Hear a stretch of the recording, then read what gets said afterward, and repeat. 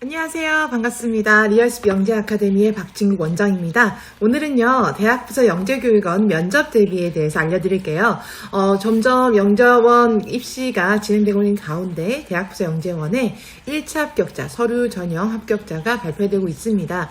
그러면서 면접을 준비해야 될 텐데요. 사실 면접은요, 발표되고 난 이후에 별로 안 돼서, 시간 별로 안 지나서 일주일 정도 또는 2주 정도 사이에 이렇게 시험을 보기 때문에 짧은 시간 동안 준비해야 됩니다. 그래서 그동안에 사실은 미리 준비하면 좋겠지만 사실 합격될지 모르기 때문에 조금 마음을 내려놓고 있는 분도 계시잖아요. 그래서 짧은 시간이지만 이 시간 동안 효과적으로 영재원 입시, 즉 면접 대비를 할 수 있는 방법을 알려드리겠습니다. 일단 우선은요, 집에서 만약에 준비하는 경우에 있습니다. 오늘의 지금 강의는 초등학교 3학년 경우에 예를 들어 드릴 텐데요. 3학년 친구는 아직은 어머니들 보시기에 애기처럼 보이잖아요. 그쵸? 그래서 뭘 질문하고 하더라도 어떻게 대답하는지 아실 겁니다.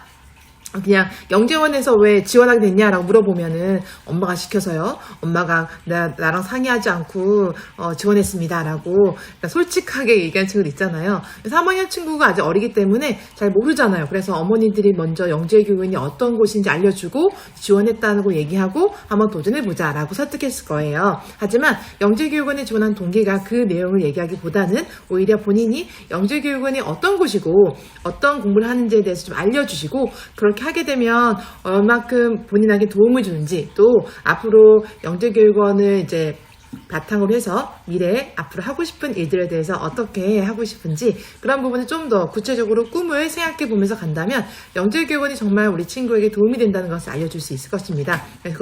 그것을 차근차근 알려주신다면 매우 좋겠습니다. 그래서 일단 먼저 자기소개서에 있는 내용을요 가지고 바탕으로 해서 지원 동기가 무엇인지 앞으로 무엇을 하고 싶은지 그리고 영재교육원에서 무엇을 기대하고 있는지를 먼저 알아야 될 것이고요.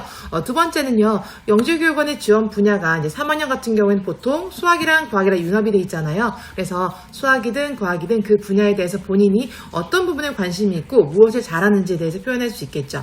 또 영재교육원마다 자료를 낸 곳도 있을 겁니다. 그래서 본인이 그동안 했던 연구 자료라든지 영상을 냈다든지 있을 텐데요. 그런 부분에 대해서 자세하게 물어볼 수 있기 때문에 본인이 어떻게 진행한 연구인지 그리고 그 연구에 대해서 얼마큼 자세히 설명할 수 있는지 알아야 되겠죠. 또 하나는 일반적인 질문할 수 있어요. 오늘 오는 길에 기분이 어땠냐, 오늘 영재원 시험 보는 거에 대해서 어떻게 생각했냐, 또는 마지막으로 하고 싶은 말은 무엇이냐, 이런 것들. 또 영재교육원에 대해서 본인이 어떤 것을 또 기대하고 있느냐, 앞으로 무엇을 하고 싶으냐, 있을 수 있겠죠. 또 인성질문 같은 경우에는요, 존경하는 사람이 누구냐, 또 책을 읽었다면 가장 인상 깊게 읽은 책이 무엇이냐, 이렇게 다양한 질문할 수 있습니다. 그래서 평소에 사실 영재교육원 영재성이 있는 친구들 뽑아내기 때문에 특히 대학부서 영재원 같은 경우에는요, 조금 더 수준이 높잖아요. 그래서 훨씬 더 좀 언어적인 능력이라든지 탐구 능력이라든지 좀 더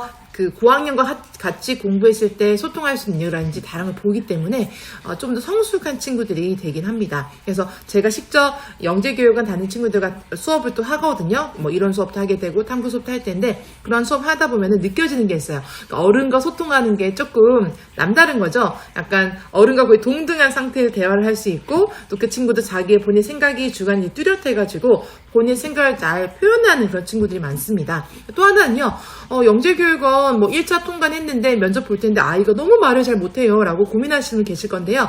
자, 말을 잘 못하는 경우에는요, 사실은요, 훈련을 통해서 또 키워낼 수 있습니다. 또 하나는 질문하는 것도 중요한데요. 질문을 답변을 좀 많이 할 수 있는 질문해야 되는데 질문 자체가 오히려 답변을 단축시킨 그런 질문 같은 경우에는 답변 잘 못할 수가 있어요. 그래서 어떻게 보면 집에서 연습할 때는요, 아이가 그 내용을 하나하나 과정을 설명할 수 있도록 그래서 어떻게 됐는데 그 다음 어떻게 됐는데 뭔가 하나하나 단계적으로 질문을 쪼개서 하는 것도 되게 좋은 방법입니다. 그래서 이런 연구를 해서 어땠어? 라고 질문하겠지만 그 어땠어가 그 과정에서 또 질문해서 꼬리를 물 수 있기 때문에 어떤 재료를 썼어? 그거를 언제 기획했어? 또 왜 그런 생각을 하게 됐어? 그리고 그 실험을 할 때 어떤 느낌이 들었어? 무엇이 가장 어려웠어? 그리고 그걸 할 때 원리는 어땠어? 네가 알게 된 원리는 무엇이야? 또 그 원리는 또 어떤 원리야? 이렇게 하나하나 쪼개면서 설명하고요. 그리고 자, 아이들은 기억을 잘 합니다. 그래서 잘 기억하는 그 기억력들을 먼저 질문을 하면 통해서 한번 말을 한 부분에 대해서는 기억을 하거든요. 그래서 다양한 질문을 할 수 있어야 되겠죠?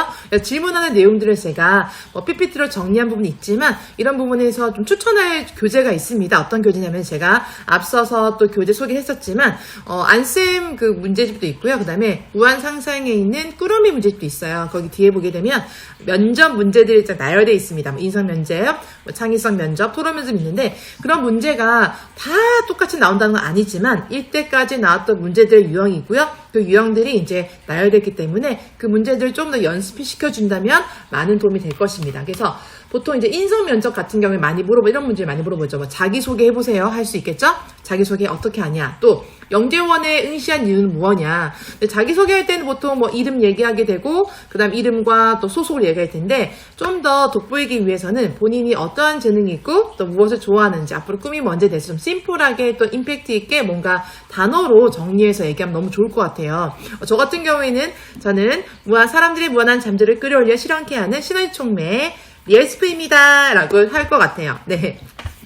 그 다음엔요, 응시한 분야가, 지원 분야가 수학이든 과학이든 간에 그 분야에 대해서 왜 지원하게 됐냐는 이유도 물어볼 수 있겠고요. 또 하나는 영재라고 생각하느냐, 본인이. 근데 생각하는 대로 이유는 뭐냐, 아니면 안 대로 이유는 뭐냐, 그리고 영재는 어떤 사람이 영재인 가느냐라고 물어볼 수도 있습니다. 그리고 인선지문 같은 경우 같이 모둠 활동하다 보니까 또 영재원 가게 되면은 친구들과 함께 모둠을 해서 같이 이제 내용을 나눌 수 있잖아요. 그럴 때 의견을 조율하는 부분은 어떻게 할 것이냐, 의견이 맞지 않는 친구들과 어떻게 대화를 나눠서 할 것이냐, 이것도 물어볼 수가 있겠습니다. 또 이런 것도 있죠. 영재교육마다 앞으로 미래에 30년 후에는 뭐가 되고 있을 거 아니야, 그거를 하기 위해서 지금 현재 무슨 노력이 필요할까요? 라고 물어볼 수 있습니다. 그래서 아이들마다 또 자기소개서 내용도 다양하기 때문에 물어보는 질문도 또 다양할 수 있습니다. 또 장래희망과 관련된 물어볼 수 있고요. 또 하나는 주변에 이제 예를 들어서 감정에 대해서 물어볼 수 있거든요. 언제 기뻤느냐, 언제 슬펐느냐, 또 요즘에 사회적으로 뭔가 관심 있어 하는 이슈가 무엇이 있냐, 아이가 어느 정도 사회에 관심 있는지도 볼 수 있겠죠. 네, 그리고 또 하나는 영재교육원에서 프로젝트를 함께 할 때 본인이 이제 혼자서 주로 하는 게 편하냐, 아니면 친구도 같이 함께 하는 게 편하냐라고 할 수 있겠는데요. 그런 부분도 질문할 수 있겠습니다. 이렇게 다양한 인선 질문이 나올 수가 있겠어요. 또 싫어하는 과목은 뭐냐, 또 그 이유는 뭐냐. 서울교대 영재원에서 자기소개서 쓰는 목록이 있었거든요. 가장 학교 생활에서 가장 힘든 게 무엇이냐라고 물어보기도 하거든요. 그런 것도 있고, 또 하나는 본인이 봉사활동 같은 할 수 있잖아요. 누군가에게 도움을 주었을 때 가장 언제 인상 깊었느냐 있을 수 있겠고요. 또 책을 읽었는데 그 책이 나에게 어떤 영향을 주었느냐, 어떤 책을 하는 재밌게 읽었느냐라고도 물어볼 수 있겠습니다. 알겠죠? 이렇게 해서 다양하게 여러분들 질문할 수 있기 때문에 이 초등학교 3학년 친구들 같은 경우에는 질문하는 문항에 대해서 연습이 더 필요하죠. 당황스러울 수 있으니까. 그래서 조금씩 대화를 잘 나눠가면 좋겠고요. 또 혹시 도움이 필요할 경우에는요, 리얼스 정치 아카데미 아래에 또 영상 아래에 댓글 달아주시고, 저희 블로그도 있습니다. 블로그에도 댓글 달아주시고 연락해주시고 전화번호 연락해주시면은 제가 상담도 해드리고요. 또 필요한 수업이 있다면 또 제가 함께 도와드릴 수 있겠습니다. 사실 직접 만나서 이렇게 대화 나누면서 한번 연습해보면 엄청 도움이 되거든요. 사실 실제로 면접이 대면으로 면접 보기 때문에 그런 경험을 해보는 게 되게 중요해요. 집에서 어머니가 도와줄 수 있다면 좋지만 혹시 만약에 전혀 다른 아이와 함께 좀 긴장해서 면접 시험에 대한 경험을 볼 수 있게 해주려면은 그런 모의 면접 준비도 필요합니다. 그래서 제가 얼마 전에 또 1시간 정도 이렇게 수업을 했던 친구가 있었는데 어머니께서 말을 잘 못한다고 하셨는데 실제로 해보니까 말을 너무 잘하더라고요. 그래서 충분히 시험을 잘 볼 것 같다고 많이 응원해 주었습니다. 이렇게 여러분들 아이들의 그 숨겨져 있는 잠재를 끌어올리기 위해서는 다양한 질문, 좋은 질문이 필요하거든요. 그래서 어머니 혹시 궁금하신 점이 있거나 또 우리 아이들 이거 영상 보고 있는 친구가 있다면 질문해 주시고 또 도움이 필요하신 분 요청해 주세요. 감사합니다. 리얼스 명재 아카데미였습니다. 박진국 인사드렸습니다. 안녕.